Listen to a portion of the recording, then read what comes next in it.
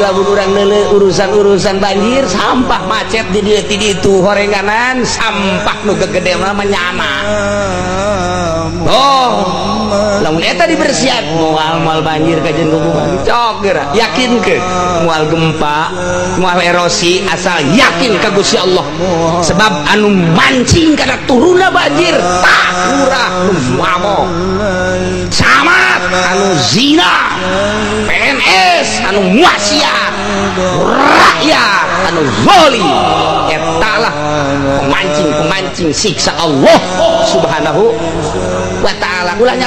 Ulah terlalu nyalahkeun sampah ulah buat teuing botol aqua mah bari maca zikir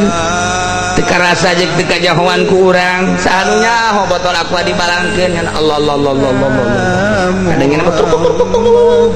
parenganan Allah Allah Allah Allah